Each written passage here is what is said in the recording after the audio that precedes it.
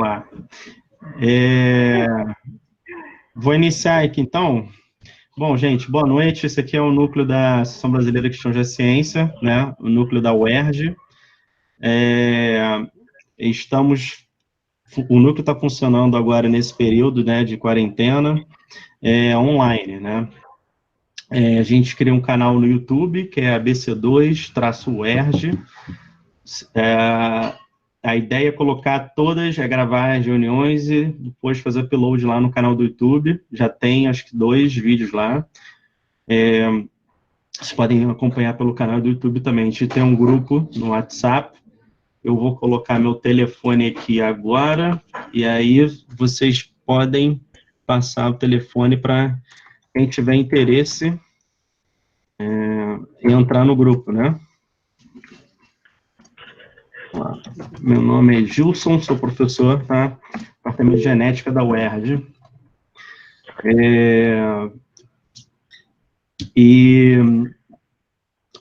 Meu background é de genética, né, molecular, mas eu fui mais para química analítica agora, a parte de metabolismo e metabolômica, né? Então é onde eu trabalho atualmente. E eu sou membro da primeira Igreja Batista Bíblica, Batista Reformada, aqui na Tijuca, né? Eu pedi para cada um aí falar um pouquinho, aí vamos lá, deixa eu ver a ordem aqui. Eu vou falar a ordem para embolar. Alan, se apresenta rapidamente para o grupo, por favor. Olá a todos, prazer, meu nome é Alan, sou aqui de Duque de Caxias, da Igreja Batista Bosque do IP, e estou finalizando a minha tese na área de neurobiologia na UERJ, doutor de neurobiologia. Você trabalha com quem lá mesmo? Trabalho com a professora Penha. A Penha, sei. Legal.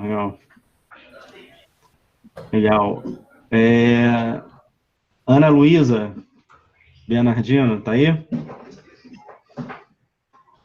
Pode se apresentar?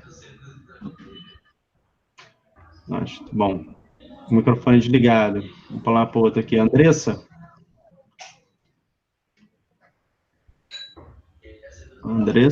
Não, na área. Oi, Andressa? Tudo bem? Tudo. Pode se apresentar, por favor, para o grupo?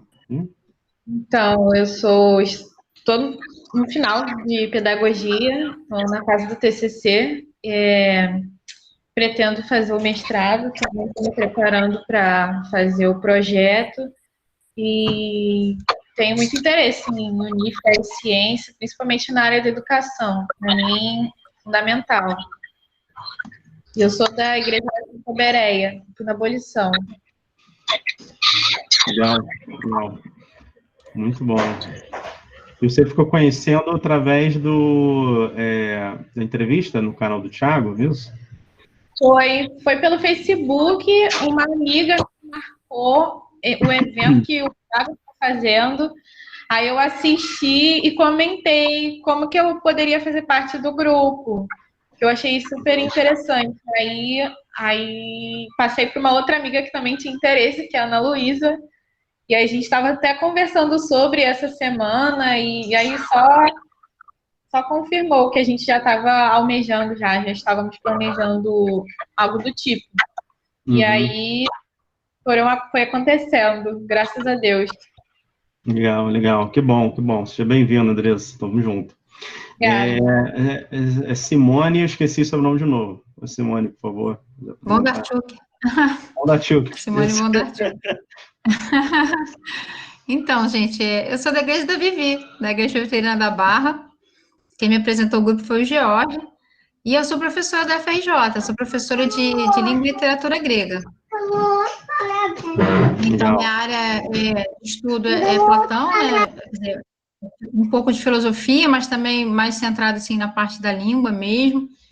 E eu estou gostando demais de participar do grupo. Assim, cada dia está mais interessante. Seja bem-vindo aí. Felipe Vitório. Oi, boa noite. Boa noite. Fundado pela Vivi. Eu sou da igreja dela, Presbiteriana da Barra.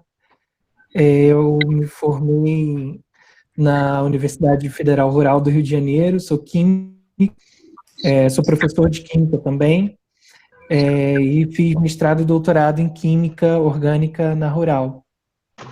Legal. Federal Rural, né? Tem um núcleo da BC2 na Rural também. Eu não conheço ainda eu ainda não conheci o trabalho, aí eu tô aqui hoje, né, para conhecer um pouquinho também, e depois eu vou pegar alguns informes com a Vivi. Legal, maravilha. Tá bom, obrigado. Seja bem-vindo. J. Lima, pode se apresentar, por favor. J. Lima, aí. Boa noite a todos. Meu nome é, na verdade, Josildo Portela. Eu sou mestre em educação e professor de engenharia elétrica. Na verdade, eu faço parte do grupo da Federal do Piauí, né? E parece que o que aconteceu? O professor Nelber me mandou aqui o link no nosso grupo e, na verdade, vamos ter uma reunião hoje à noite e eu pensei que era a nossa reunião. Você é de energia elétrica? Sobre energia elétrica? Sobre energia elétrica? Isso. Eu recebi o convite também desse aí. Eu não tenho aqui. Você quer que eu te mande o link desse? Não, eu já estou vendo o link aqui, eu estou com o computador aberto aqui. Então tá bom. É no Meet, né? Eu vou tentar acessar aqui. Se eu conseguir entrar na outra reunião, aí eu peço desculpa, eu vou sair dessa. Tá bom, aí não dá para acompanhar as duas, infelizmente. Claro, tá bom? Um grande abraço para você. Um abraço também. Um abraço, valeu. Eu sou da primeira igreja batista aqui do Parque Piauí. Perfeito. Ótimo. Abençoe. Márcio Carlos. O Márcio da Vivi. Isso aí, você já fez a primeira apresentação. Quando eu vi o sobrenome, eu vi. Eu sou advogado, sou da Presbiteriana da Barra e estou aqui para apreciar o trabalho de vocês, ver se a ministração que vai ser feita, essa palestra. E tenho sempre acompanhado, né? Porque a Vivi acompanha, então eu estou sempre junto vendo. Legal. Maravilha. Missy. Uma foto aqui, a Marge Simpson. Isso. Missy está aí? Então vamos pular aqui. Natan Marques. Oi. O nome tá o Natan e Bia, né, junto, que eu sou a Beatriz, né, e eu tô com o Natan, meu marido, a gente é da igreja da Vivi, né, e ela me chamou, né, pra essa reunião, eu tô terminando agora, e tô fazendo meu TCC e tal, e sempre me interessei por esse tema, né, aí ela me apresentou esse livro, Francis Collins, e tá sendo bem legal de mim. Maravilha. Muito bom, seja bem-vinda. Né? Bia. Thiago Domingues, co-líder aí, me ajuda aí também na liderança da BC2. Pode falar, por favor, se apresentar.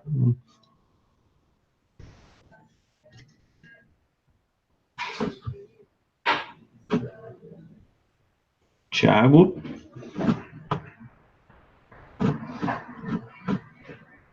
Tem um problema no áudio. Alguém está ouvindo?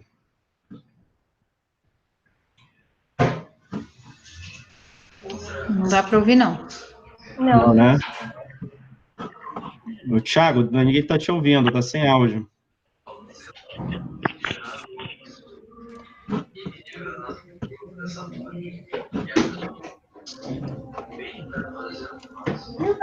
Alô? Oi, agora sim. Oi.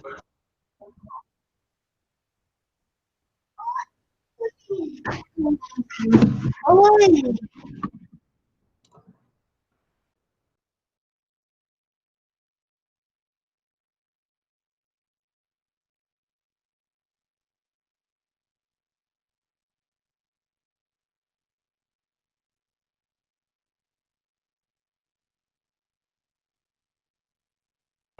Desculpa, tá no microfone bloqueado, eu tô falando no microfone bloqueado, beleza. E a Vivi, então, que vai falar, Viviane Raposo, né, uma das palestrantes, junto com a Alan. Pode se apresentar, Vivi, e já tocar o barco. Né? Então, beleza. Boa noite, sou Viviane Raposo. Então, para quem me conhece, né, Vivi, e às vezes a pessoa nem sabe qual é o meu nome, se é Viviane, se é outra coisa, porque Vivi eu prefiro até. Eu sou formada em Biologia, eu fiz mestrado e doutorado no mesmo laboratório onde o Alan faz também, deve estar terminando o doutorado dele, no Laboratório de Neurobiologia do Desenvolvimento. Então, sempre trabalhei com essa linha, mais voltado para a biologia celular, dentro das neurociências, né, do neurodesenvolvimento. E agora eu sou professora do IFRJ, Instituto Federal do Rio de Janeiro.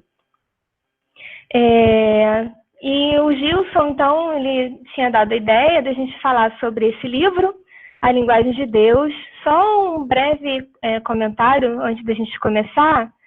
Na verdade, eu chamei o Alan, né, para ele falar comigo desse livro, até porque foi o Alan que me apresentou esse livro num período em que eu estava num conflito muito grande, porque eu sempre tive minhas convicções, né, como cristã, e como bióloga também, sobre a questão da evolução, nunca tive problema. Mas quando eu comecei a dar aula, esses conflitos vieram à tona porque eu nunca tinha tido que externar, na verdade, essas duas linhas de pensamento, esses dois grandes assuntos que, na verdade, ao meu ver, eles não se encaixavam, estavam sempre em conflitos e eu guardava na minha cabeça, sabe, em caixas separadas, sem ter essa conversa.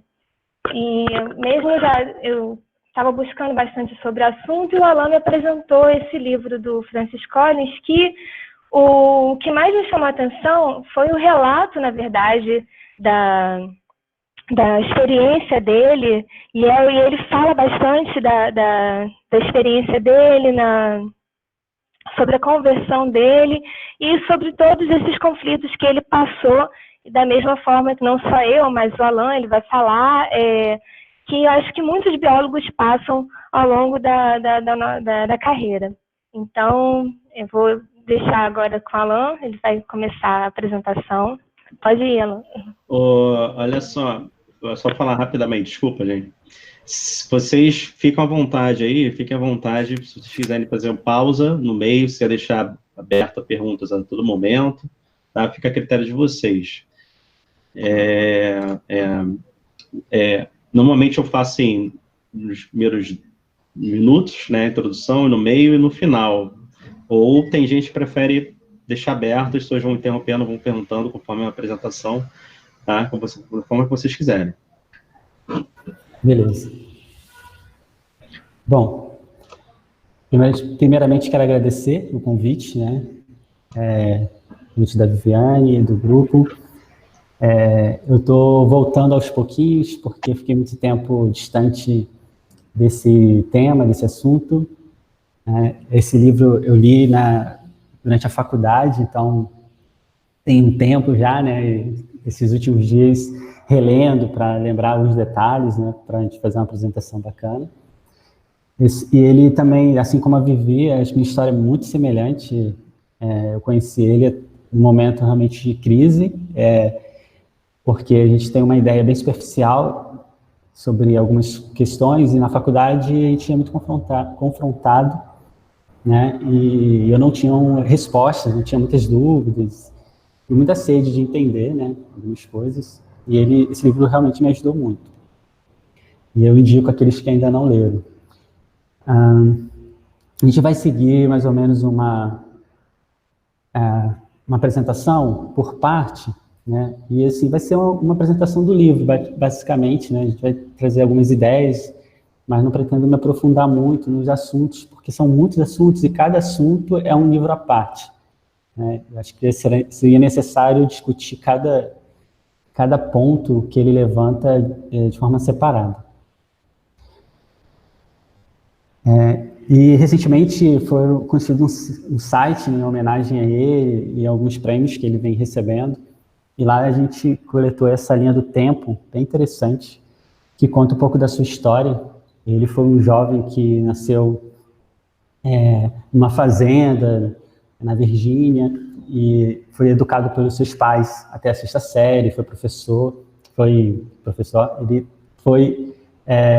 teve um professor de química que foi alguém que marcou assim a infância dele, esse momento da infância dele, da juventude dele, e que ajudou ele a escolher, por exemplo, o seu primeiro curso, que foi o curso de química, e ele foi para a Universidade de Yale estudar a química, e ele continua essa trajetória sem uma educação inicial a respeito da religião, sem definir nada a respeito de crenças religiosas. Então ele demonstra até um certo desinteresse pelo assunto, e ele se autodenomina agnóstico nesse momento. E na faculdade ele começa, na verdade, a uma transição do agnosticismo para o ateísmo, muitas questões, muitas dúvidas sobre carreira. Apesar de ele terminar o curso, ele até chega a fazer o PhD em fisicoquímica, ele muda de carreira, vai estudar medicina, e quando ele começa a trabalhar um pouco na área da medicina, ele começa a ter bastante contato com pessoas, com pacientes, e alguns deles cristãos, e muitas conversas boas, né, que geraram muitos conflitos internos. E ele conta a história de uma mulher que faz uma pergunta para ele do que ele acredita, né? Naquele momento ele ficou sem uma resposta, e o que levou ele, na verdade, a considerar seriamente a possibilidade de Deus, né? Foi a primeira vez que ele considerou essa questão, e ele inicia uma série de busca na religião, por várias religiões, estudar várias religiões, e ele encontra um ministro que apresenta ele um outro livro muito bom também, que é o Evangelho Puro e Simples, Cristianismo Puro e Simples, de C.S. Lewis. Quem ainda não leu, recomendo, muito bom também. E aí ele é, na verdade, um cientista renomado, que publicou artigos muito importantes, descobertas muito importantes, muito premiado, e recentemente, na verdade, essa semana, ele recebeu um prêmio, né? Depois a gente pode, não sei se já postaram lá no grupo, mas se não postaram, a gente pode postar o link do site, né, do prêmio que cita esse prêmio, o prêmio Templeton, um prêmio que é entregue anualmente a uma pessoa que fez uma contribuição excepcional para afirmar a dimensão espiritual da vida, seja através de insights, descobertas ou trabalhos práticos. Então, ele tem uma carreira bem bacana. Acho que ao longo da nossa apresentação a gente vai entendendo alguns pontos bem interessantes, e eu separei esse trecho da fala de Bill Clinton, que ele disse: estamos aprendendo a linguagem com a qual Deus criou a vida, ficamos ainda mais admirados pela complexidade, pela beleza e pela maravilha da dádiva mais divina e mais sagrada de Deus. Né? Essa frase foi falada no momento em que eles colocaram publicamente, né, finalizaram o projeto Genoma, a qual Francis Collins ele foi diretor. Então, o objetivo do livro é disseminar esse conceito, argumentando que a crença em Deus pode ser uma opção completamente racional e que os princípios da fé são, na verdade, complementares aos da ciência. Isso é uma questão muito importante, principalmente para um cientista do calibre de Francis Collins, em que ele está diante de uma comunidade científica que questiona o fato dele ser um cristão, e ele também está diante de uma comunidade cristã, né, onde ele está trabalhando com fenômenos que confligem com alguns discursos, né, dentro do aspecto da igreja.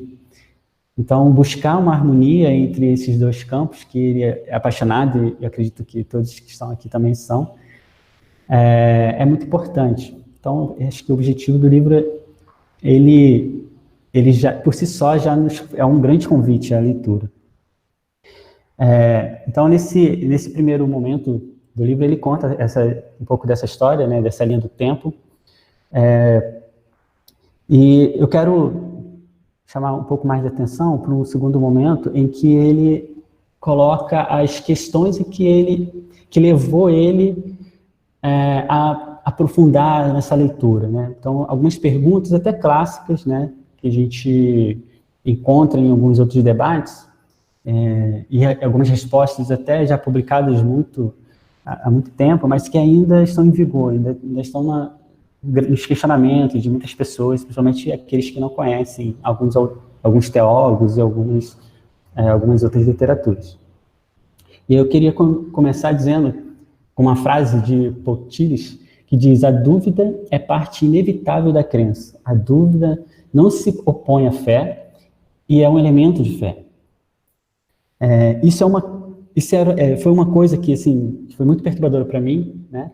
Porque uma questão deveria ter dúvidas, né? A dúvida, ela se opõe à fé, né? Então, conceber isso, para mim, foi muito importante, o fato de que, não, eu posso ter dúvidas, sim. Nós podemos ter dúvidas, a dúvida, ela não se opõe à minha fé, né? E, na verdade, a dúvida, ela está presente em vários campos. Ela está nos conflitos, inclusive na própria ciência, em vários campos da própria religião, né? Questões da religião, da filosofia, da experiência nossa de vida. Então, a dúvida faz parte da nossa vida, né? E aí ele começa, né, uma série de pontos, como, por exemplo, a questão da satisfação e do desejo, onde ele defende que ele tem um desejo, uma satisfação em Deus. E a questão é, de onde vem esse desejo? Esse desejo, ele é simplesmente uma série de combinações sinápticas, né, do funcionamento do nosso cérebro, ela pode ser explicada a partir dos nossos neurotransmissores, de como o nosso cérebro funciona, ou ela é algo mais profunda, de cunho espiritual, algo mais interior? Obviamente que a visão ateísta, ela não vai dar muito crédito a esse tipo de desejo, né, mais profundo, mais espiritual, como se fosse uma indicação do sobrenatural. E, no entanto, ele vai trabalhar alguns argumentos bem interessantes, como, por exemplo, o fato de que as criaturas elas não nascem com desejos, a menos que a satisfação de tais desejos elas existam. Então, por exemplo, um bebê ele sente fome, então logo existe o que chamamos de alimento. Um patinho quer nadar, logo existe aquilo que chamamos de água. Um homem tem desejo sexual, logo existe aquilo que chamamos de sexo. Então, ele vai dizer que eu descubro em mim um desejo que nenhuma experiência no mundo pode satisfazer. E a explicação mais provável é que fui criado para um outro mundo.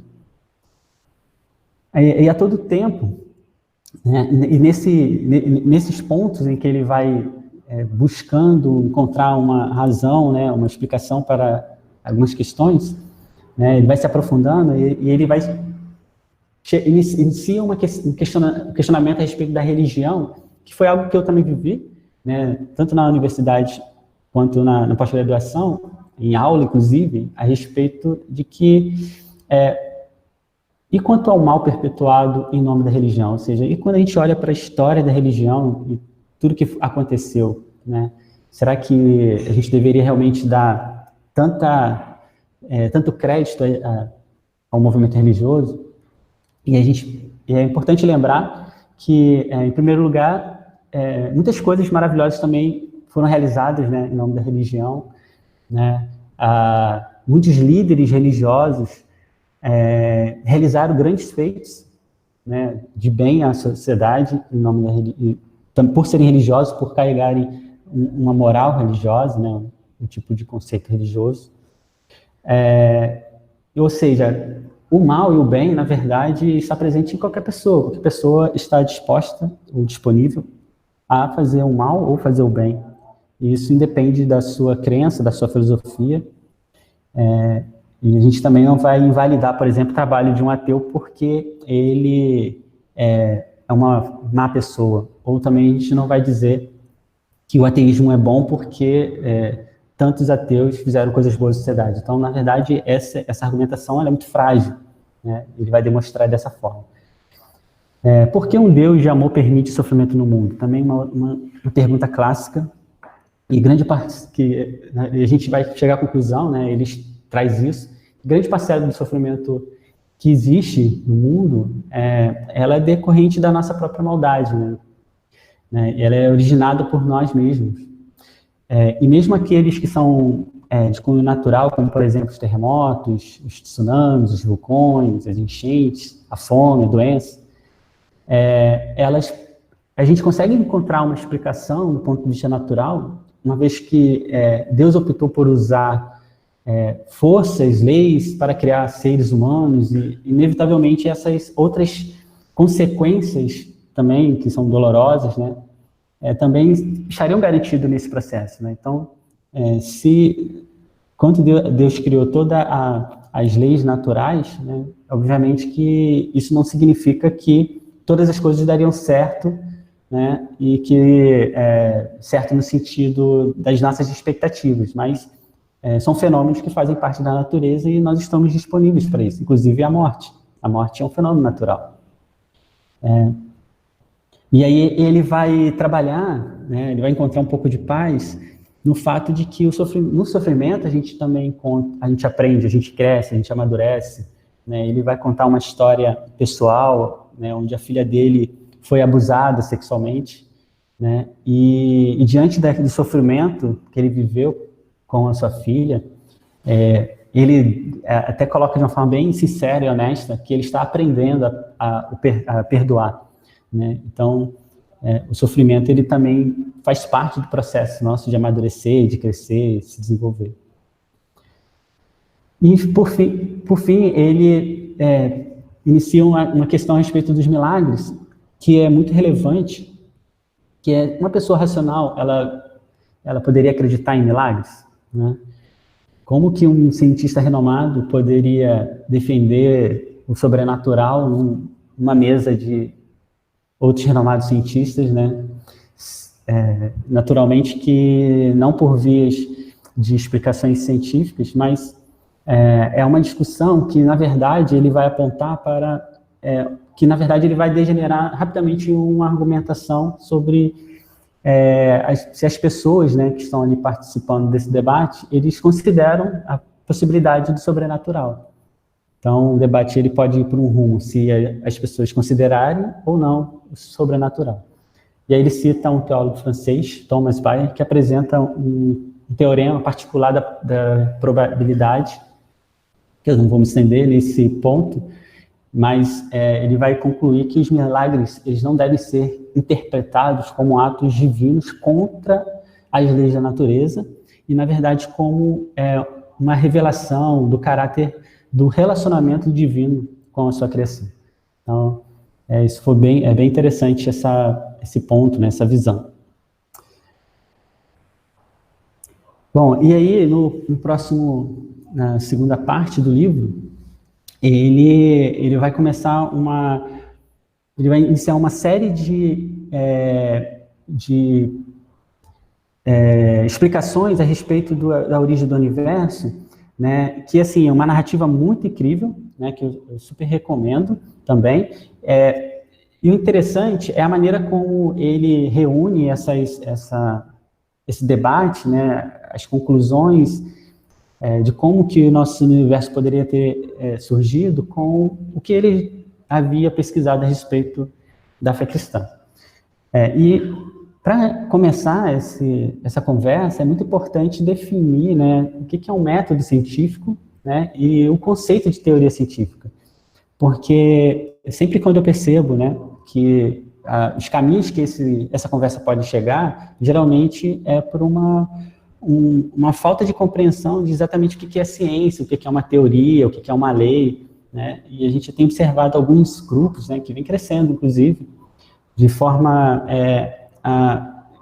a não entender exatamente o ponto tão fundamental, né? Então, por exemplo, os cientistas, eles observam o mundo natural, eles coletam os dados, né, de um fenômeno que ele é desconhecido, eles criam as hipóteses, né, do mecanismo de como que aquilo pode ter acontecido, como aquele fenômeno pode ter acontecido, né, e realizam experimentos para testar essas hipóteses.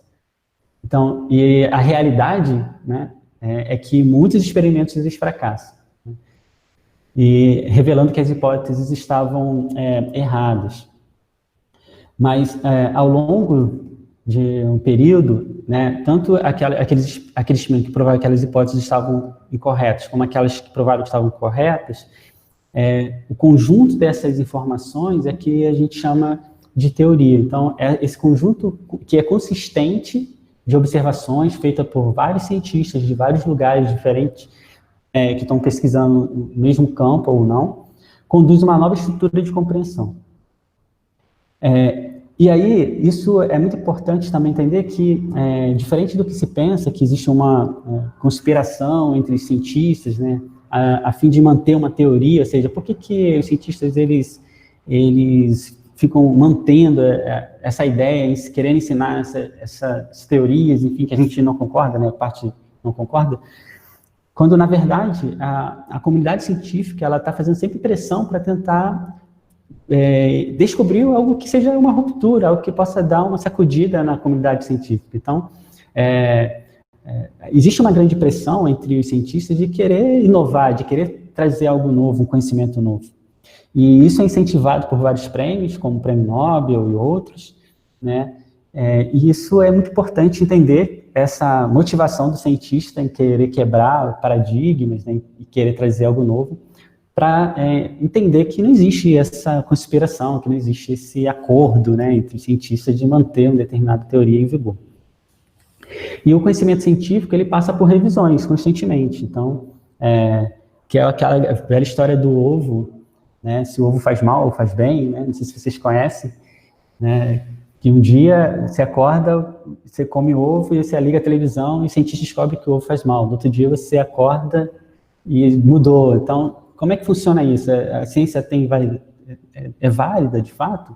Né? Então, ele traz esse argumento de forma bem interessante, porque boa parte das metodologias que vão tentar buscar explicações para a origem do universo, elas são questionadas por ser uma mera teoria, quando na verdade não é assim. O Big Bang, por exemplo, ele é uma teoria, né, que teve como resultado, né, que trouxe luz, né, a uma breve explanação da origem, né, de tudo, né. Então, hoje é difícil a gente imaginar, né, o universo sem a teoria do Big Bang. Existem outras teorias também que não são tão populares, mas é uma teoria muito forte que ela é aceita pela comunidade. Mas ainda assim, existe uma pergunta que ele levanta, o que veio antes do Big Bang? Né? E é uma pergunta clássica, porque, e que muitos cristãos, né, principalmente muitos pastores, eles gostam desse ponto, né, da ciência, porque ele parece convergir bem com a literatura de Gênesis, né, que demonstra que disse Deus, haja luz e houve luz, né, e aí quando você escuta, né, um cientista falando sobre o Big Bang, isso soa, né, como uma convergência. Então, o Big Bang, ele vai usar uma frase muito forte, que é o Big Bang, ele grita por uma explicação divina, né, e ele é um limite, ele demonstra um limite da ciência, a gente não sabe exatamente, né, como que era a existência antes do Big Bang. Então, isso é uma lacuna importante. E aí ele continua a respeito da formação do sistema solar, dos planetas, né? E o autor ele faz um breve resumo sobre tudo isso. Ele explica, que existem explicações teológicas para qualquer dessas descobertas. Até que ponto somos raros e improváveis, né? Quando ele começa a explicar a respeito da possibilidade de um planeta como o nosso, no sistema solar, na posição como está, e ter as condições necessárias para que haja vida, né, que é uma continuidade no próximo capítulo. E todos esses fenômenos físicos e até mesmo matemáticos que leva a gente a questionar a respeito do quanto essa complexidade, pensar no quanto essa complexidade ela poderia ser possível, né? E surge uma ideia, uma teoria, né, que é conhecida como determinismo científico, por Laplace, que supôs que, uma vez que a configuração inicial do universo foi estabelecida, todos os eventos futuros, incluindo os que envolvem experiências humanas, do passado, presente e futuro, foram especificados da mesma forma e irreversível, ou seja, no momento lá onde o universo deu origem, todas as leis, elas foram definidas, né, ou seja, o futuro, passado e presente, eles são definidos. E aí ele levanta que o princípio da incerteza, né, uma outra chave que teve como nome de Heisenberg, que derrubou o determinismo quando, através da mecânica quântica, declarou que era impossível medir exatamente o mesmo tempo e a posição de um momento de uma partícula, derruba o determinismo científico. E aqui ele traz, de forma bem interessante e louvável, a ideia de que a própria ciência, derrubando, né, algumas ideias, e a ciência evoluindo, né? Ou seja, não é uma ideia cristã ou filosófica que está, na verdade, sugerindo que aquela ideia está equivocada, mas a própria ciência, ao aprofundarmos na ciência, ao descobrirmos mais, ao estudarmos mais, ela também ajuda, ela contribui para essa revelação da verdade. E aí ele faz uma explanação bem interessante a respeito da existência de Deus. Bom, então agora a gente pode considerar a hipótese de Deus, né? E se Deus existe, ele é sobrenatural. Se ele é sobrenatural, ele não é limitado às leis naturais. Se ele não é limitado às leis naturais, não há motivo para que seja limitado pelo tempo. E se não é limitado pelo tempo, ele não está no passado, ele está no passado, está no presente, está no futuro. Então ele é onisciente, né? Ele existiu antes do Big Bang, se o universo deixar de existir, ele vai continuar ali, ele é sábio, enfim, então ele inicia uma série de narrativas a respeito da existência de Deus, supondo essa hipótese, né, a partir dessa cosmologia. No próximo ponto, ele vai entrar na parte da biologia, e um questionamento bem interessante que ele coloca a respeito da origem da vida na Terra, muito semelhante à do Big Bang, né? Como que a gente explica a origem da vida na Terra? Da mesma forma como que a gente explica a origem do universo, como que a gente explica a origem da vida na Terra? Né? E ele traz uma analogia muito conhecida também, descrita por Paley, onde, em resumo, ele vai dizer que um relógio de pulso ele é complexo, um relógio de pulso teve um planejador inteligente. A vida é complexa, portanto, a vida também teve um planejador inteligente. E aí existe um problema muito importante nessa analogia, de que não necessariamente todos os elementos de um fenômeno estão presentes nessa analogia. Então, é muito difícil você usar desse tipo de linguagem. E ele contra-argumenta, demonstrando, por exemplo, que a corrente elétrica da minha casa ela é formada por fluxo de elétrons. E a corrente elétrica vem da empresa de energia elétrica. Os relâmpagos, eles são formados por fluxo de elétrons. Os relâmpagos vêm da empresa de energia elétrica. Então, ele vai ele vai, na verdade, convidar a gente a ir mais fundo. Ou seja, é necessário mergulhar um pouco mais e não ficar no campo apenas da analogia como um elemento de construção racional de como as coisas são, para defender uma ideia. E nessa necessidade de ir mais fundo, existem as metodologias científicas, como, por exemplo, a da radioatividade, né, que é usada para a datação de elementos das rochas, né, e também dos minerais, e também de registros fósseis.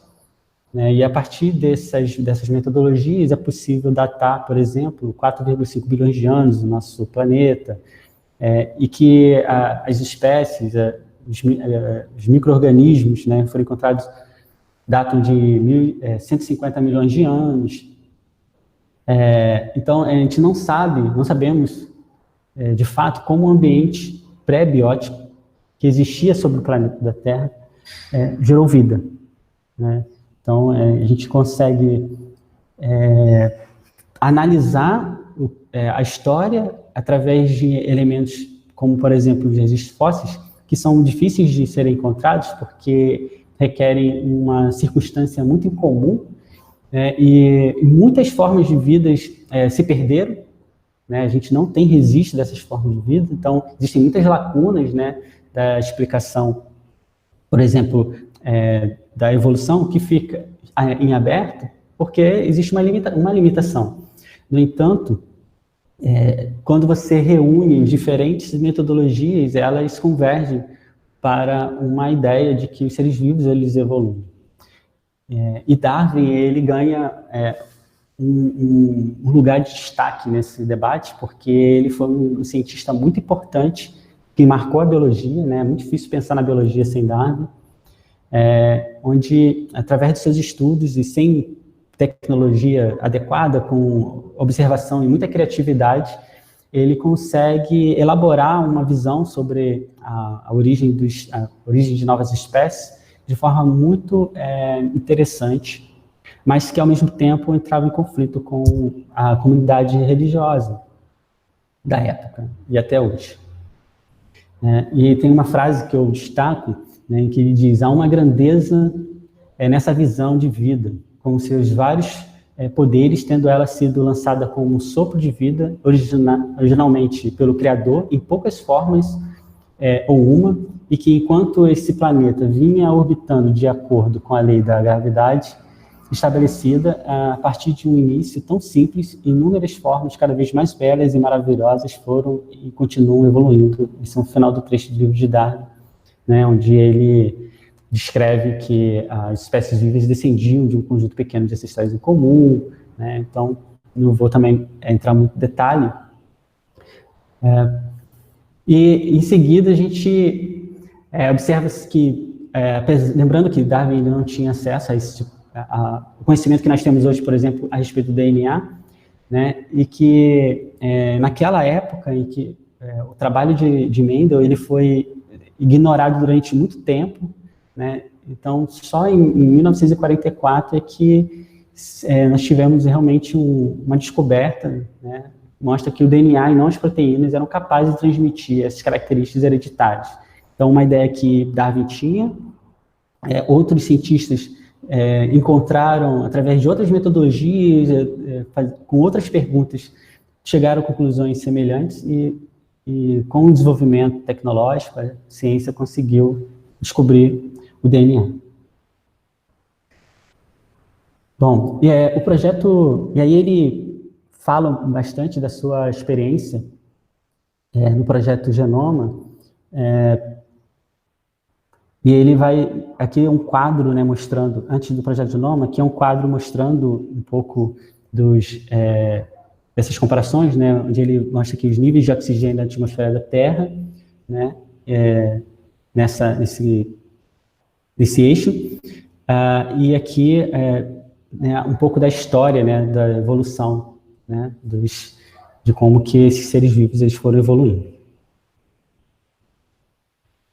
Né? E a importância do material genético também para tentar montar esse quebra-cabeça, né, com várias lacunas em aberto, mas não apenas através da observação das modificações e, né, dos aparatos desses animais, mas também através do material genético é possível você montar esse quebra-cabeça, e o interessante é que ele se encaixa, né? Então as histórias se encaixam, então você tem alguns ajustes, né, nessa história, mas se encaixa perfeitamente no que a ciência vem divulgando a respeito da evolução. Bom, e aí Francis Collins ele inicia uma descrição a respeito da sua experiência com o estudo do genoma. Ele foi como se ele tivesse morrido, né? Ele é um cientista que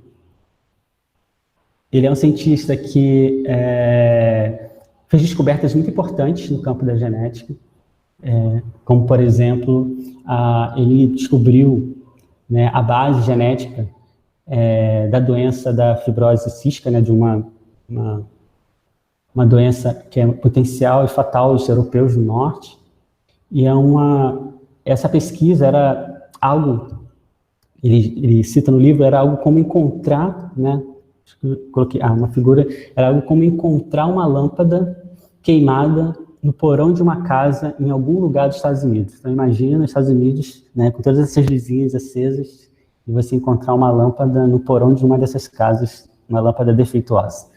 Então foi um grande desafio para a sua equipe, levaram alguns anos nesse projeto, fizeram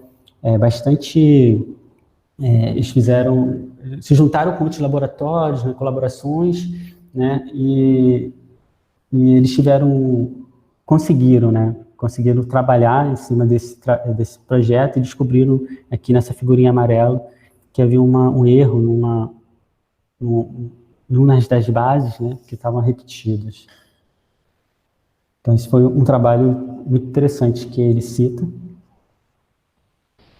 E aí ele continua na sua explicação, né? Ele vai dando algumas surpresas a respeito do que ele encontrou, né? O que esse trabalho todo gerou de conhecimento. Então, por exemplo, ele vai falar sobre que há 3,1 bilhão de letras no código do DNA arranjadas ao longo de 24 cromossomos, né? Várias surpresas aparecem imediatamente, né? Uma delas surge quando se verifica que o genoma é realmente pouco usado para codificar proteína, né? E, apesar das limitações do métodos experimentais de cálculos, ainda não fornecerem uma estimativa precisa, há cerca de 20 mil a 25 mil genes que decodificam proteínas no genoma humano. A totalidade total do DNA utilizado por esses genes para decodificar proteínas soma-se a um ínfimo de 1,5% total. E aí ele traz essa tabela onde a gente consegue observar, né, que o DNA humano ele é muito parecido, né, ele é muito semelhante a alguns animais, né, e diferente de outros, né, o que nos conduz a um momento, né, dessa discussão toda, que tá, beleza, e a evolução humana, né, como é que a gente explica isso? O que se diz a respeito da evolução humana? E aqui é um tema muito sensível, né, considerar, né, que os seres humanos eles evoluem de um ancestral comum, né, existem, durante a história a gente observa os conflitos que existem, né, a respeito desse tema, né, e os estudos do genoma levam inevitavelmente à conclusão de que nós, humanos, partilhamos um ancestral comum com outras criaturas vivas, né.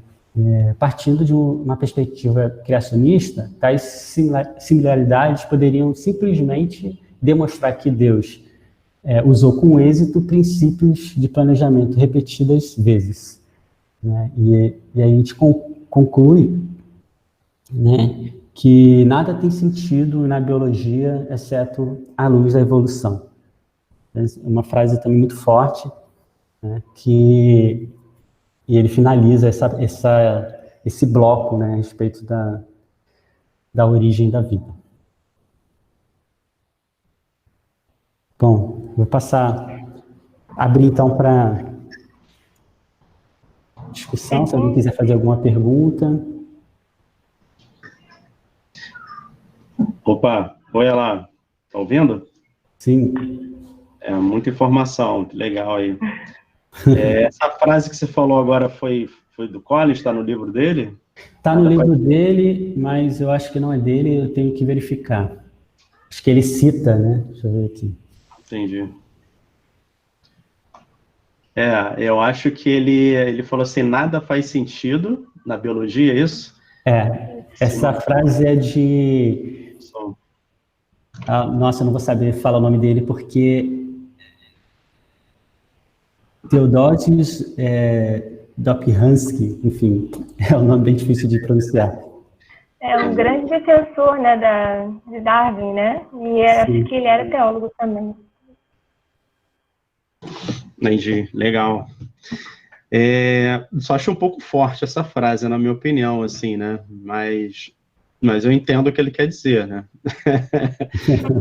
Não tem como você negar, do ponto de vista científico, né? Realmente, aí eu assino embaixo, né? Evolução, ela é, quando você junta todos os aspectos, né? Até hoje a teoria é muito forte, né? Que faz todo sentido, né? Mas essa história do cólis ou fibrose cística, eu não sabia disso. Na verdade, eu ainda não li esse livro todo ainda. Mas isso é bem interessante mesmo. Bom, é isso aí, gente. Alguém que tem mais perguntas?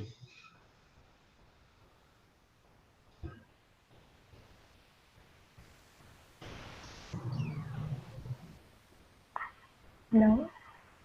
Alô? Quem falou? Eu. Tá. Bom, então vamos continuar aí. Vamos tocando o barco. Então, agora sou eu que vou continuar. Foi muito boa, na verdade, essa intervenção do Gilson. E a última frase, na verdade, que o Alan leu, que resume muito o que a gente entende na biologia, né? Então, ele começa o capítulo 6, e aqui nessa parte ele começa a falar dos conflitos entre ciência e fé. E ele começa essa parte, essa terceira e última parte do livro,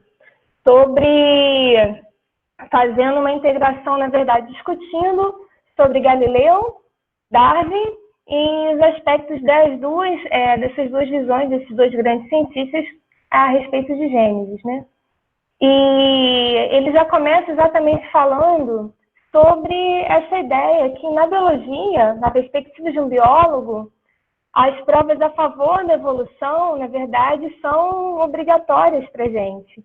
Então, e ele fala ali com uma visão de um médico que estudou muito genética.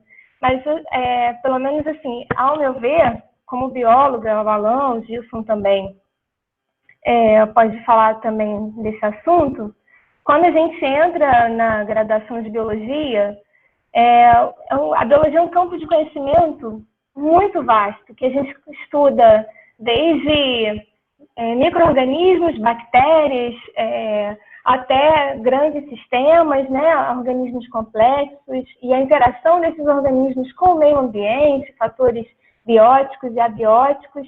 Então, se você olhar por blocos, você não consegue integrar todo esse campo de conhecimento. E a grande sacada de Darwin foi exatamente, né, na teoria da evolução, conseguir integrar todos esses campos de conhecimento da biologia. Eu acho que, na verdade, ele mesmo não teria dimensão de como que as pesquisas no campo da evolução fossem muito além do que ele, de repente, poderia ter esperado. Mesmo 150 anos, 160 anos agora da teoria da evolução, né? Ele lançou o livro em 1859, então já tem 160 anos. Na verdade, a teoria da evolução ela só tem sido reforçada com o avanço das pesquisas em várias áreas da biologia, não só na genética, e com uma contribuição muito grande do próprio Francis Collins, aí com o projeto Genoma e a participação dele, a coordenação dele, né? Eu acho que por isso que isso influenciou muito essa parte nele, né, como cientista, mas a gente vê na embriologia, na biologia celular, em vários campos da biologia, a questão de sempre estar confirmando a teoria da evolução, muito além do que acho que Darwin poderia esperar. Então, não tem a gente como falar, por exemplo, de biologia celular, vamos falar de metabolismo energético, sem falar de teoria da endossimbiose. Então, muitas coisas exatamente mostram aquela figura que o Alan mostrou por último, né? São todas as espécies interligadas, mostrando que sim, é muito provável que todos vieram de um descendente comum, né? Um ancestral comum.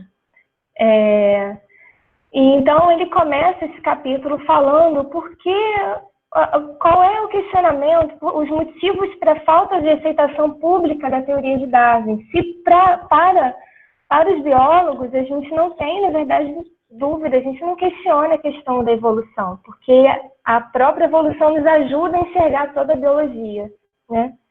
E fala que, na verdade, a ideia de Darwin ela foi revolucionária, porque ofereceu uma conclusão completamente inesperada, né? Não imaginava, ninguém imaginava enxergar os seres vivos dessa forma, né? Todos eles interligados, e o que eu falei, o biólogo ele enxerga os seres vivos por essa perspectiva da evolução. Mas dentro da biologia, embora não haja dúvidas, mais de 99% dos biólogos eles aceitam a teoria da evolução, mas fora da biologia existe um conflito muito grande. E aí ele volta, na verdade, ele tenta discutir um pouco por que essa teoria ela não é aceita. Então, parte essencial do problema é porque trata de um tempo extremamente extenso que são envolvidos no processo. A gente está falando aí de bilhões de anos, como o Alan mostrou numa figura anterior, né? Desde a formação da Terra até conseguir até existir uma quantidade de oxigênio, na verdade, suficiente para que outros organismos aeróbicos pudessem evoluir. Então, na verdade, são processos que levam muito tempo, e isso é muito difícil da gente imaginar na nossa visão limitada do tempo, né? E, além disso, acho que o principal, ele fala que a teoria, ela vai parece contradizer alguns textos sagrados, né, principalmente na Bíblia, não só na Bíblia, mas também de outras religiões, como no Islã e no judaísmo e no cristianismo, que fala, na verdade, sobre a criação humana. E aí ele começa a entrar, na verdade, um pouquinho na discussão sobre os 2 primeiros capítulos de Gênesis. Não vou me aprofundar muito nessa discussão, mas ele fala, né, de Gênesis 1, fala sobre que relata a criação em série de atos da criação, né? No caso da teoria, na verdade, do Big Bang, inclusive, ajuda, na verdade, nesse contexto do que existia antes, né? Porque lá em Gênesis 1 fala que não existia nada, né? O ex nihilo. E na verdade, a teoria do Big Bang ela vai de encontro com essa ideia que está descrita na Bíblia, que não existia nada antes. Mas com relação a Adão, na verdade, e essa questão do ancestral comum, essa que é a questão mais cara, na verdade, para os cristãos, né? Porque não está falando só do universo, está falando exatamente da nossa relação com o Criador. Então, essa é uma parte importante que ele ressalta no livro, porque acho que é um dos maiores empecilhos das pessoas aceitarem a questão, pelo menos a comunidade religiosa, né, os cristãos principalmente, aceitarem a teoria da evolução. E aí ele tem a ideia de voltar, tentar pegar alguns textos e de ver alguns pensamentos de alguns teólogos antes que tivessem escrito sobre Gênesis 1 e 2, por exemplo, antes de Darwin ou mesmo de Galileu. E ele fala um pouco dos comentários de Santo Agostinho em relação ao livro de Gênesis, né, esses 2 primeiros capítulos de Gênesis. E ele fala que, ao interpretar palavras que foram escritas de modo obscuro com a finalidade de estimular nosso raciocínio, não assumir nenhuma posição frágil contra uma interpretação que rivalizasse e que ele talvez pudesse ser melhor. Então, ele fala de que, antes mesmo de Darwin, muitos não liam Gênesis 1 e 2 de uma forma completamente literal. E essa é uma linha de pensamento que muitas igrejas evangélicas hoje em dia, né, principalmente nas linhas, que elas insistem na interpretação literal do Gênesis 1 e 2. Muitas, inclusive, ele vai falar mais tarde, inclui os dias, né, de 24 horas. Então, essa limitação na questão da interpretação de Gênesis 1 e 2 não deixa, na verdade, campo para se discutir realmente a teoria da evolução. E aí ele fala um pouco do que o Galileu passou, né? Quando ele começou a reforçar a teoria de Copérnico sobre a Terra, na verdade, não ser o centro, mas, na verdade, o heliocentrismo. E ele fala da perseguição, né, com relação a Galileu, mas depois e isso porque existiam, sim, também textos bíblicos que davam essa ideia de que a Terra ela era firmada, né, estava estabelecida e firmada, e não dava essa ideia de que o Sol estivesse no centro, mas sim a Terra, né? Até hoje, né, quando a gente fala que o Sol se põe, né, o Sol se levanta, o Sol se põe, o Sol ele permanece no mesmo lugar, né? Então, essas questões, esses versículos, na verdade, que foram um desgaste muito grande na época de Galileu, mas que foi um problema resolvido. E por que com a teoria da evolução, a gente, depois de 160 anos, depois da divulgação do livro, da publicação do livro de Darwin, continua o conflito, né? E foi que eu falei, essa controvérsia sobre a evolução atingiu justamente o coração da fé e o da ciência. Ele fala aqui que não se trata de corpos celestes rochosos, e sim de nós e de nossa relação com o Criador. Então, é isso que, na verdade, impede muitas vezes os religiosos, na verdade, entenderem um pouco a teoria da evolução. Mas muitos, na verdade, uma das questões é porque não se debate muito bem exatamente a teoria da evolução e de todos os achados. Acho que isso também é uma culpa da comunidade científica de não fazer uma divulgação boa com relação a todos os achados que reforçam ainda mais a teoria da evolução, né?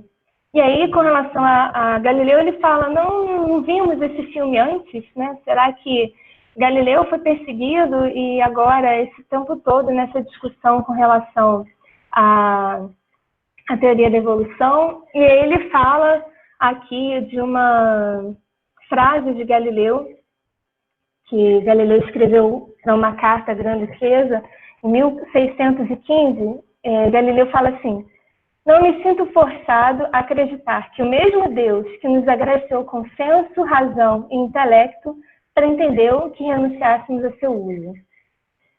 E a partir daí, ele entra no próximo capítulo, ele começa a falar sobre várias alternativas em que, dessa discussão, dessa relação entre ciência e religião. Na verdade, é o que nós debatemos, né, na ABC2, né?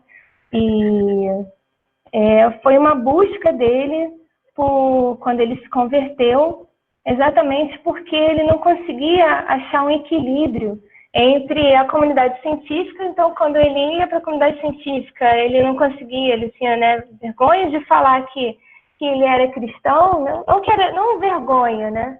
Mas, e quando ele chegava, principalmente numa igreja, ele se sentia completamente, e começava a falar do trabalho dele do Projeto Genoma, e começava a falar de evolução, porque o Projeto Genoma, na verdade, ele só destrinchou mais ainda aspectos da evolução, né, humana. Ele, quando chegava em algum lugar, uma comunidade religiosa, ele se sentia completamente rechaçado. Só um comentário aqui, foi bem interessante quando na segunda-feira, o Francis Collins, ele fez uma live junto com o Tim Keller, e ele falou, né, quem estava mediando perguntou sobre essa interação dos dois, né, dele com o Tim Keller, e ele, assim, já estava completamente descrente de que, de repente, algum pastor pudesse aceitar as ideias dele, né, do que ele defendia. Isso foi depois da publicação do livro dele, né, Linguagem de Deus. E aí ele fala lá na apresentação de que ele se sentiu rebelde dentro da igreja. E foi falar com o Tim Keller exatamente achando que o Tim Keller iria, na verdade, quem é esse cara, logo esse rebelde, né, do livro que eu escrevi depois disso tudo. Então, assim, é uma live bem interessante para quem não assistiu, vale a pena assistir. Então, nesse contexto dele de achar como se fosse um rebelde, ele escreve, a proposta do livro é trazer essas alternativas em que existem sobre conflitos ou não entre ciência e religião. E aí ele começa no capítulo 7 falando sobre a alternativa 1, falando do ateísmo, né? E ele dá o subtítulo desse capítulo falando sobre ciência quando a ciência supera a fé. Eu não vou entrar em detalhes aqui, todo mundo sabe, né, sobre o ateísmo. Ele fala do ateísmo e do agnosticismo. Uma das grandes... ele fala que, na verdade, o ateísmo ele cresceu muito, sim, durante o iluminismo, mas também uma força poderosa que gerou o ateísmo foi uma rebelião no século XVIII contra a autoridade opressiva da igreja e do governo na França, na Revolução Francesa. E aí, numa medida de se livrar, na verdade, dessas amarras, né, tanto do governo quanto da liderança religiosa, o ateísmo cresceu muito nessa época. E a partir daí, essa teoria, na verdade, eles têm usado, muitos autores, principalmente dentro da biologia, usam a teoria da evolução para justificar o ateísmo dele. Lembrando que o ateísmo é uma forma de fé, né? Porque não tem como também provar que Deus não existe. Então, é uma atitude, né, de fé, né, não deixa de ser no campo da metafísica, porque a ciência ela não se propõe a dizer o porquê das coisas, né? Se propõe a dizer o como que as coisas se criaram. E aí ele cita aqui uma frase de Edward Wilson, que fala assim, na verdade, ele é um biólogo evolucionário e fala que a arma decisiva apreciada pelo naturalismo científico virá com sua capacidade de explicar a religião tradicional, sua competição entre líderes como um fenômeno totalmente material. Não é provável que a teologia sobreviva como uma disciplina intelectual independente. E aí ele mesmo classifica, falando assim, palavras fortes. E ele também fala que dois maiores porta-vozes do ateísmo, né, o Richard Dawkins e o Daniel Dennett, eles têm levado exatamente a questão, carregando uma bandeira dizendo que Darwin, na verdade, resolveu todo o problema, né, com relação à origem da vida, na verdade, da descendência, né, da diversidade dos seres vivos. Só que isso não é o que eu falei, isso já parte para a metafísica, né? Não é uma resolução, isso faz parte do naturalismo, em que tende a considerar todas as coisas naturais e não, na verdade, eles concluem que se o mundo natural são reais, eles não... Deus não é necessário, na verdade, né, para explicar todas as coisas. E conforme o avanço da ciência, isso não precisaria mais dessa justificativa usando Deus para tudo. E aí ele fala que, na verdade, nessa alternativa, o mundo atual e a religião estão em guerra e que, na verdade, nem Darwin gostaria de entrar nessa própria conversa, embora um tempo Darwin ele tenha se considerado como um agnóstico, e ele fala que, na verdade, um agnóstico é uma pessoa que ou um agnóstico fraco, ele não consegue, um agnóstico fraco não fala que não pode provar que Deus existe, e um agnóstico fraco fala que não pode provar que Deus existe por enquanto, né? E aí ele fala, na verdade, dessa fragilidade. E o próprio Darwin, em uma época, ele se declarou agnóstico, mas a literatura mostra, em algumas cartas de Darwin, que fala que ele não consegue enxergar toda a natureza, a complexidade da natureza e o arranjo da beleza, na verdade, da natureza, sem um design, na verdade, né? Sem um criador. E aí, nesse caso, nesse ponto, o próprio Darwin fala que ele se consideraria um teísta.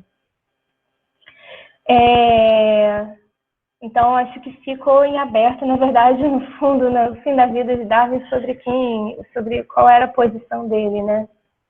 E, a partir daí, ele entra para um próximo capítulo falando da alternativa 2, que é o criacionismo, quando a fé supera a ciência. Então, é uma outra vertente, né? Todo mundo aqui conhece, e ele fala bastante sobre o criacionismo da Terra Jovem, que interpreta a Gênesis de forma literal.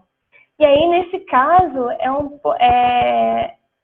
na verdade, quando ele fala do criacionismo, os criacionistas da Terra Jovem, eles sequestraram esse termo, né, criacionista, em C minúsculo, colocaram um C maiúsculo aí exatamente para colocar como se fosse uma prática, um subconjunto bem específico de pessoas que acreditam em Deus e que insistem numa leitura literal de Gênesis 1 e 2 para descrever a criação do universo. Então, fala do criacionismo da Terra Jovem, né, de como surgiu. Inclusive, não tem muito tempo que essa linha de pensamento, na verdade,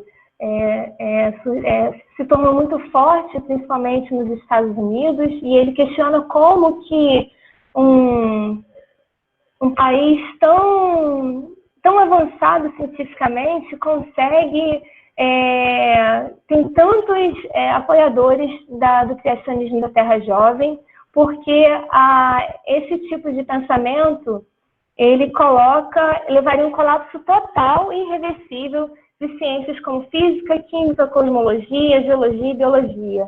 Então, é um conjunto de ciências que ao longo de todos os anos foram ganhando, né, garantia, como o próprio Alan explicou, do que é uma teoria científica. Não é uma teoria de porta de botequim, né, do que a gente, eu tenho uma teoria sobre alguma coisa. Não, uma teoria é um conjunto de explicações, né, é um conjunto, na verdade, uma resposta formulada para vários fatos que já foram evidenciados, já foram cientificamente comprovados e que arranja, na verdade, todos esses fatos, essas hipóteses, incluindo leis, na verdade, universais, que vão... a teoria é exatamente uma resposta para esse conjunto de fatos que foram levantados.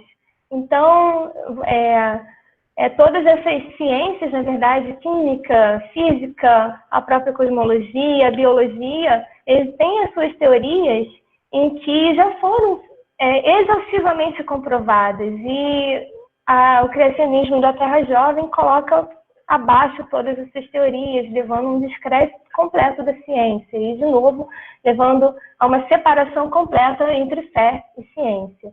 E esse tipo de diálogo, ele pede, na verdade, para as igrejas, na verdade, começarem a fazer uma reflexão sobre isso. Vale a pena entrar num conflito tão grande com a ciência? E aí ele fala diz uma frase aqui, que muitos dos criacionistas da Terra Jovem na verdade, eles colocam como justificativa a ideia de que Deus colocou algumas coisas ali no DNA humano, por exemplo, algumas como se fossem pegadinhas. Foram provas elaboradas por Deus para nos confundir e, portanto, testar a nossa fé. Porque ele fala de que, por exemplo, o nosso DNA ele mostra claramente que nós temos uma ligação muito grande com outros primatas, e o próprio Alan mostrou ali um pouco da relação de como que nosso DNA é muito parecido, né, com outras espécies, genes que são altamente conservados desde protozoários e até hoje se mantém da mesma forma. E isso seria tudo uma pegadinha de Deus, sabe? E aí ele faz ele, na verdade, ele fala: será que Deus é um grande impostor? Então a frase dele fala assim: essa imagem de Deus como um trapaceiro cósmico parece o reconhecimento definitivo da derrota da perspectiva criacionista. Seria Deus o grande impostor?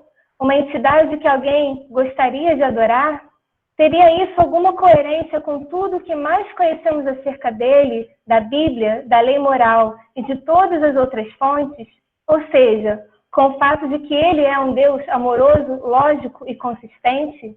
Porque se Deus é um Deus de verdade, por que ele colocaria todas essas pegadinhas? Simplesmente os fósseis, na verdade, eles estão ali. Será que seria simplesmente para enganar a gente? Porque, na verdade, Deus criou o dia em 6 dias, a Terra seria muito jovem, não tendo tempo, na verdade, de ter esses bilhões de anos que a ciência fala que da idade da Terra.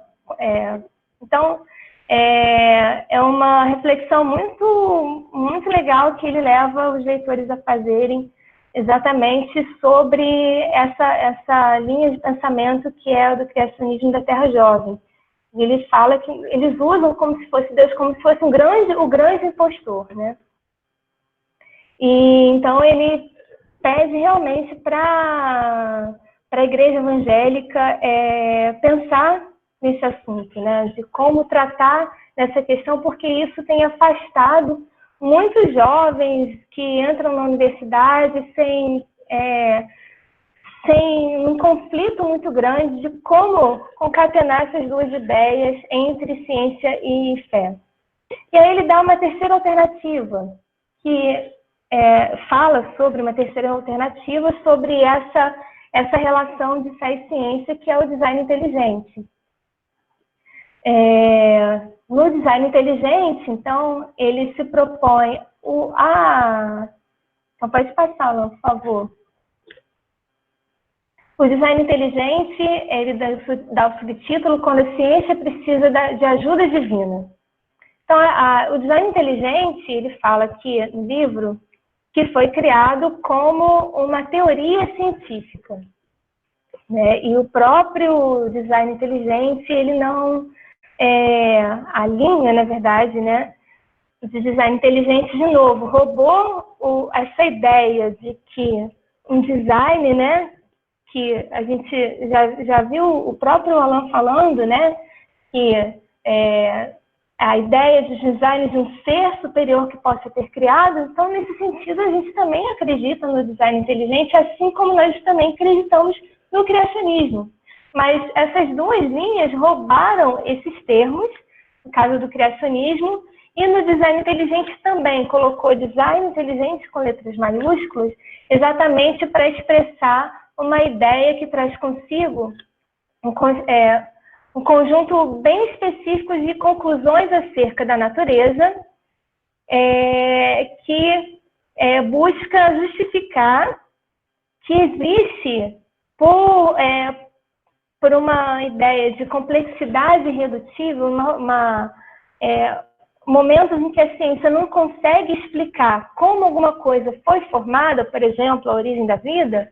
Então, nesse ponto específico, precisaria de um design, né, ou alguém que pudesse realmente fazer aquilo ali acontecer. Então, ele propõe essa teoria, na verdade, foi proposta como uma teoria científica, tá? E nem foi por um cientista, né? Esse termo, na verdade, ele roubou de ideias bem antigas, como o próprio William Paley, que inclusive influenciou bastante Darwin, né? Antes de Darwin ir para a expedição, né, a bordo do Beagle, né, ao redor do mundo para fazer as coletas, e foi quando ele começou a desenvolver a teoria da origem das espécies. E o próprio William Paley ele já falava sobre essa questão do design inteligente. E, na verdade, outras pessoas roubaram essa ideia e criaram essa teoria científica. O criador do design inteligente, ele era um advogado cristão que ele começou a propor essas ideias exatamente quando o ateísmo estava muito crescendo, o ateísmo e o naturalismo ele estava crescendo, ganhando muita força nos Estados Unidos e na comunidade científica, né? E aí eles proporam a criar essa teoria do design inteligente. Então ele fala de várias pessoas que levaram à frente a teoria do design inteligente. Esse livro é de 2006, então tem outras pessoas, na verdade, que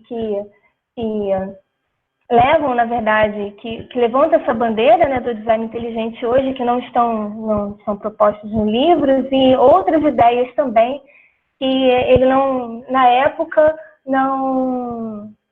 ele não aborda, exatamente porque a própria publicação desse livro, da Linguagem de Deus, de Francis Collins, levou os adeptos do design inteligente a criar uma resposta. E aí também tem lá naquele livro Origens, né, para quem tiver interesse depois de ler, que é um debate exatamente de três linhas, né, que ele aborda aqui no livro, exatamente como se fosse uma resposta para a ideia do Francis Collins, né? E exatamente abordando a questão da genética, que o Francis Collins estudou e defende tanto, né? Usa a genética para defender a evolução.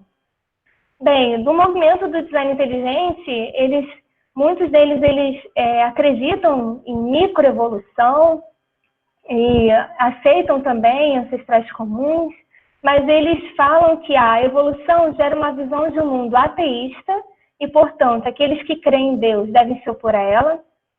Ele fala que a evolução tem fundamentos falhos, pois não pode justificar a complexidade da natureza.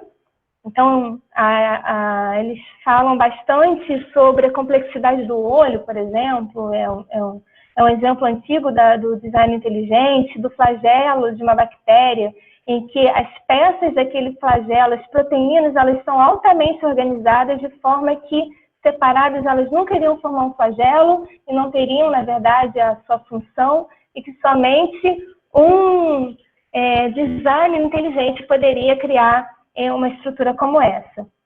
E ele fala, outra proposta do design inteligente é que se a evolução não pode explicar a complexidade irredutível, essa de que você não poderia explicar como que a evolução poderia levar a uma estrutura tão complexa, então deve ter existido um planejador inteligente, de modo que entrou em cena para fornecer os componentes necessários durante o curso da evolução. E no livro, ele faz várias objeções científicas ao design inteligente, mostrando várias evidências científicas, por exemplo, na questão da complexidade do olho e na evolução das espécies, desde peixes, na verdade, vocês têm, né, não só peixes, mas a evolução do olho, ela foi por caminhos diferentes, né? E isso foi uma coisa que o próprio Darwin levantou no livro dele, da Origem das Espécies, né? E também sobre a questão também do flagelo bacteriano, artigos que mostram, na verdade, que essas peças que montam o flagelo, eles têm, na verdade, funções diferentes quando são separadas. Então, ele vai mostrando no livro dele que não é exatamente assim. Você não pode pegar uma estrutura que é altamente complexa e dizer que aquilo ali só teria surgido se tivesse um design. Na verdade, nós acreditamos sim que houve um design, que nada daquilo ali foi por acaso, né? Mas, de uma certa forma, isso não pode ser uma... A teoria da evolução, sim, ela consegue explicar a questão da complexidade. E ele fala que o design inteligente não funciona como modo fundamental para se qualificar como uma teoria científica, tá? Exatamente porque ele ele usa, na verdade, a ideia do design em pontos específicos onde a ciência não consegue explicar. E ele não dá nenhum argumento, o design inteligente, ele não propõe nenhuma outra ideia diferente da evolução para poder explicar a formação das estruturas complexas, que ele fala da complexidade redutível, né? O único que propôs foi um dos poucos defensores do design inteligente que realmente é biólogo, os outros não são, Michael Berry, mas, na verdade, o que ele propõe ali não faz muito sentido. Ele fala que genes latentes foram despertados em um período determinado de centenas de milhões de anos, exatamente para, quando se fizessem necessários, pudessem entrar em ação, aqueles genes pudessem ser expressos para poder explicar aquela complexidade, tá? Então, o Francis Collins, ele debate bastante sobre essa questão do design inteligente, tanto como teoria científica, mas como também fala das objeções teológicas do design inteligente. Porque essa questão de um designer se colocar num momento em que a ciência não pode explicar um determinado fato, é o chamado de Deus nas lacunas, né? Então, é como se Deus fizesse intervenções na natureza em momentos em que aquilo ali chegou a um ponto em que não podia ir adiante. A evolução, na verdade, não explica. Então, ele fala que retrata um todo-poderoso como um criador atrapalhado que precisa intervir de tempos em tempos para consertar as insuficiências do próprio plano original dele, que gerou complexidade da vida. E aí ele fala que o futuro do design inteligente é muito complicado, uma vez que, conforme a ciência avança e consegue explicar alguns fatos em que o design inteligente propõe, isso só tende a cair. E aí ele fala que, a partir do momento que essas lacunas que o ID pretende preencher com Deus são preenchidas pelos avanços da ciência, acaba levando a descrédito do design inteligente. E aí ele começa no capítulo 10, que é a última alternativa 4, que ele chama aqui de biólogos. Ele exatamente fala sobre ciência e fé em harmonia. Então, o que seria o biólogos? O biólogos é um nome que ele propôs para a evolução teísta. Ele conheceu essa linha de pensamento quando ele começou a buscar exatamente alguma alternativa que pudesse trazer conforto para ele, né? E que pudesse não entrar em conflito com as verdades, tanto científicas quanto as verdades espirituais. Ele fala que verdade é verdade e não pode desacreditar a si mesmo. Então, já existia, ele entrou para uma associação científica norte-americana que debate a questão exatamente da ciência e fé, exatamente como a ABC2, né, faz aqui, e ele cria esse termo biólogos. Por quê? Na verdade, ele explica, na verdade, ele tenta explicar o porquê que a evolução teísta não era uma alternativa, não é uma alternativa tão conhecida, na verdade, é como uma das críticas, né, que ele faz, em que esse termo, primeiro que essa ideia não é muito conhecida, tá? E muitos teólogos, na verdade, não conhecem muito a questão da teoria da evolução, não entram muito nessa, né, aprofundam muito, e é difícil mesmo, né, de aprofundar muito nos detalhes da ciência. E, então, o que eu falei, é um erro também da comunidade científica de não se fazer ser entendida facilmente, né? E também ele fala que esse nome era muito estranho, né? Essa evolução teísta, ela já foi seriamente defendida por vários evolucionistas que eram teólogos também, defensores do evangelho de forma bem infusiva. Então ele fala do Teodósio, eu também não sei falar, Alan, você falou da frase que citou a frase dele, né? Que quando terminou sua fala, né, sobre que a biologia não pode ser entendida à luz da evolução, foi essa frase também de um defensor do pensamento evolucionário e que era um defensor da evolução teísta, também como Asa Gray, era um botânico também, correspondente de Darwin, e ajudou Darwin nos estudos em botânica, e que também era apaixonado, um cristão fervoroso, né?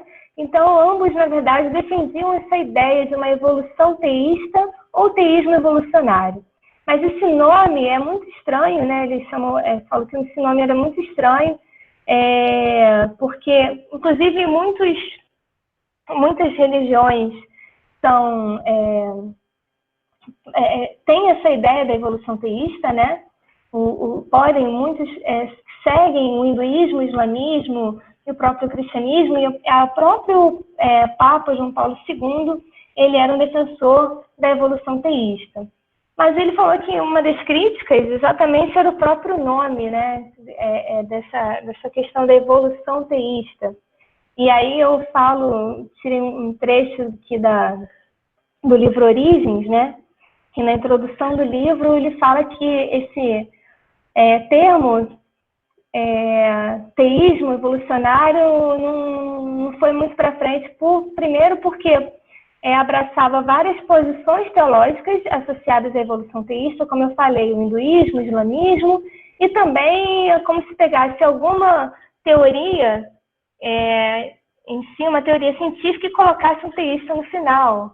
Por exemplo, como se tivesse ninguém fala sobre uma fotossíntese teísta, né? Existe uma teoria de fotossíntese teísta, então ele brinca com isso lá naquele livro Origens, né? Do Instituto Biológico. E aí o próprio...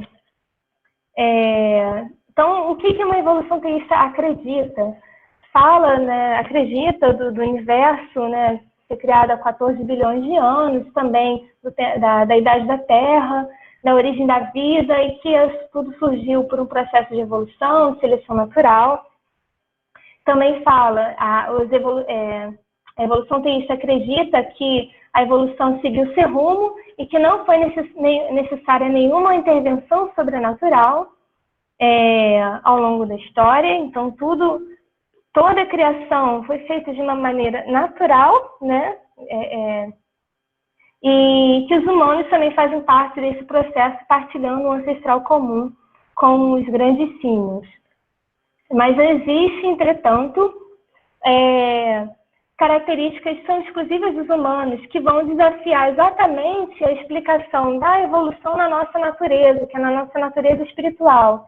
E isso inclui a existência da lei moral e a busca por Deus, que se caracterizam em todas as culturas humanas. Então, essas são as características, na verdade, são os pontos que os evolucionários teístas acreditam.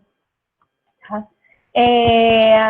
E ele fala aqui que, na verdade, o que satisfez ele nessa teoria, né? Nessa ideia, de que Deus não se limita ao tempo e ao espaço. Ele criou o universo e estabeleceu leis naturais que o regem. para povoar esse universo anti-estéril com criaturas vivas. Deus escolheu um mecanismo distinto de evolução para criar micróbios, plantas e animais de todos os tipos. O mais extraordinário é que ele escolheu, propositadamente, o mesmo mecanismo para originar criaturas especiais que teriam inteligência, conhecimento de certo e errado, desejo, livre-arbítrio, desejo de afinidade com ele. E também sabia que esses seres, ao fim, optariam por desobedecer a lei moral. Então, a evolução teísta, e depois ele dá outro nome, né? Ele propõe aqui no livro biologos, né? Exatamente para juntar bio de vida, logos, né? De palavra, lembrando lá de João 1:1, né? Fala, no princípio era o verbo e o verbo era Deus, então ele faz um jogo de palavras exatamente para mudar esse nome de evolução teísta, que não é um nome muito bom, e ele cria esse nome biologos, que expressa a crença de que Deus é a fonte de toda a vida, e a vida expressa a vontade de Deus. Então a ideia do biologos, na verdade, não é uma teoria científica. A proposta da evolução teísta ou do biologos não é funcionar como uma teoria científica. Para teorias científicas existem as próprias teorias científicas da evolução, né? E, na verdade, é uma ideia para conciliar a ciência e a religião.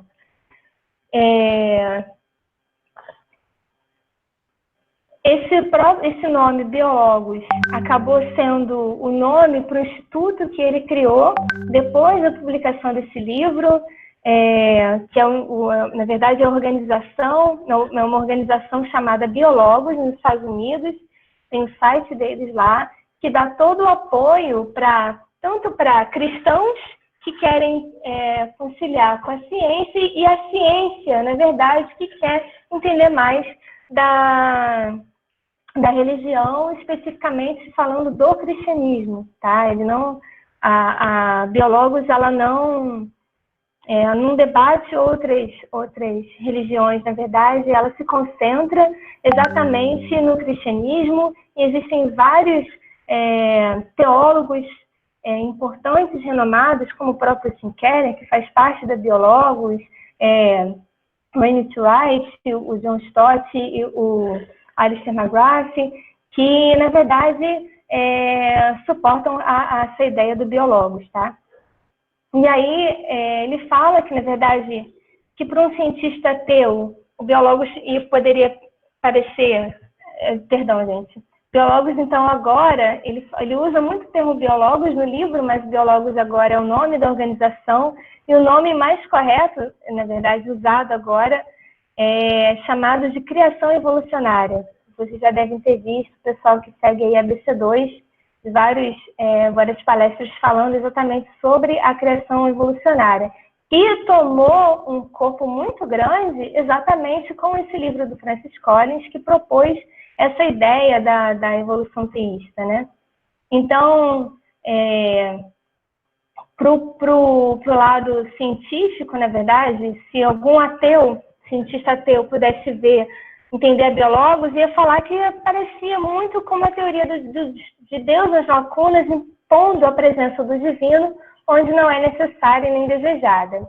Mas, na verdade, a proposta, como eu falei aqui, do Biologos, ou também da criação evolucionista, não é colocar Deus aonde a ciência não consegue explicar, mas sim ver Deus em tudo que a ciência explica. Na verdade, cada ciência com a sua perspectiva, montando, na verdade, dentro da sua área de atuação, e a teologia, na verdade, vindo para poder se harmonizar com toda a ciência. Como eu falei, não é uma teoria científica, mas sim uma resposta, uma ideia de como enxergar e fazer essa harmonia entre conflito e religião, essa harmonia entre ciência e religião. Então, a ideia da criação evolucionária, né, só pode ser testada pela lógica espiritual do coração, da mente e da alma. Tá? Então, não é uma ideia científica. E aí, e não é também a questão de enxergar Deus em pontos em que a ciência não pode explicar, mas sim enxergar como um todo, enxergar Deus dentro de toda a perspectiva da evolução. E aí ele fala também, faz a questão com relação quanto a Adão e Eva, né, que é um ponto bem crítico com relação à teoria da evolução, e ele cita vários teólogos, o próprio C.S. Lewis, né, que é um intelectual, e o C.S. Lewis, conforme o Alan falou, ele influenciou demais o Francis Collins. Você consegue ver muita influência do C.S. Lewis no livro, na própria escrita dele, né, e ele cita muitas vezes o próprio C.S. Lewis, e lembra, né, que o C.S. Lewis era um intelectual acadêmico, especializado em mitos, histórias, e ele consegue enxergar, na verdade, nas narrativas de 1 e 2, algo que lembra mais uma lição de moral do que um livro científico e uma biografia. Então, ele lembra, de novo, que a Bíblia não é um livro de ciências, né? E a gente não pode simplesmente pegar e enxergar, tentar impor a Bíblia dentro da ciência. Mas ele faz, ele levanta um ponto importante que tem sim um perigo nítido nas formas irrestritas de teologia liberal. Ele fala que realmente a gente tem que ter muito cuidado na questão da teologia liberal, que vai arrancar das vísceras das verdades da fé e de observadores maduros que estão acostumados a viver em situações de rápido progresso. Então, ele fala dessa questão do perigo de você enxergar a Bíblia de uma forma totalmente liberal, mas, em um certo ponto, a questão da historicidade de Adão e Eva não pode ser tão determinista assim, no ponto desse conflito entre ciência e religião. E aí, ele só lembrando que a questão da criação evolucionária, não existe um consenso sobre a questão exatamente da historicidade de Adão e Eva, tá? Opa, oi, Vivi. Desculpa aí, porque a gente está muito avançado no tempo.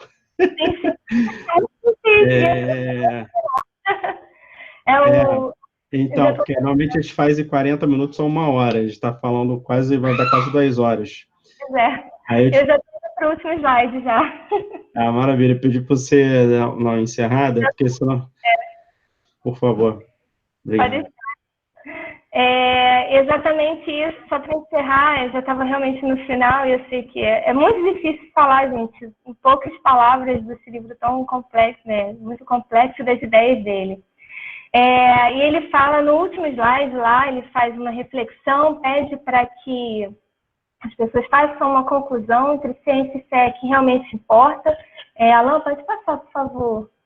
E no final, ele faz um fechamento do livro, se propondo a dizer para que ele escreveu, por que ele escreveu esse livro, né? Ele faz uma reflexão tanto para a comunidade científica, de que a gente não pode simplesmente levar a ideia de Deus no naturalismo, que a ciência ela não se propõe a responder todas as nossas perguntas, como a Alan falou no início, e também para uma advertência para aqueles que creem em Deus, para a igreja, para não simplesmente negar completamente o que a ciência diz, simplesmente para poder propor uma ideia muito conservadora e com medo de cair em descrédito. Então, essa é a questão. Ele entende que muitos dos posicionamentos dos cristãos exatamente são para defender o evangelho com relação a argumentos naturalistas, né, dos ateístas,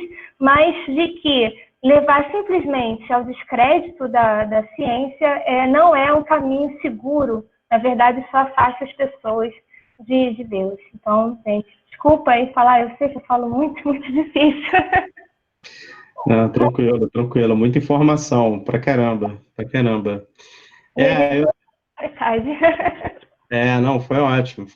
Aí eu até soubesse que era, então, vocês iam eu até falasse pra gente dividir em pedaços. Versos 3. Pô, dá para fazer várias reuniões, você tem muita coisa para discutir, né? Uhum. Bom, vou abrir para uma pergunta aqui, por causa do horário, a gente estendeu muito, e aí eu deixei meu telefone, o WhatsApp, quem quiser entrar no núcleo, aí lá vocês podem, é o local que a gente discute isso, né, via WhatsApp, todas as sextas de 15 em 15, de 8 às 9, a gente está aqui, né, na live, falando sobre esses assuntos entre fé cristã e ciência, tá? Esse que era quem chegou depois, eu vi uma galera que chegou no final. Esse é o núcleo da ABC2 da UERJ, tá? E parabéns aí, Vivi e Alan, tá? Muito legal. Botei meu telefone, pode me adicionar e pode mandar mensagem para mim para entrar, pra adicionar no grupo que a gente tem no WhatsApp, tá? Então, vou fazer uma oração aqui para a gente encerrar. Desculpa, deixa eu dar pergunta, né? Falei que ia liberar a pergunta, não falei. Alguém quer fazer uma pergunta?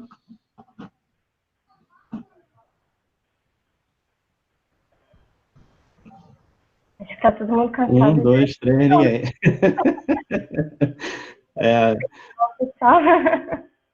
Pois é, maravilha, maravilha. Muito bom. Vamos orar então, Pai, obrigado pela tua presença, Senhor, te agradeço por essa reunião, que a gente possa ter mais intimidade contigo, Senhor, e entender melhor como funciona a ciência, desacralizar a ciência, Senhor, que assim a gente possa, Senhor, usar nossas ferramentas para ver melhor, Senhor, a sua criação, entender melhor e termos mais maturidade para lidar com essas questões, Senhor, e assim ministrar novas vidas, Senhor, novos corações estão chegando em conflito. Obrigado por tudo, obrigado pela vida de cada um, Senhor, muito obrigado por esse núcleo, em nome de Jesus, te agradecemos, amém e amém.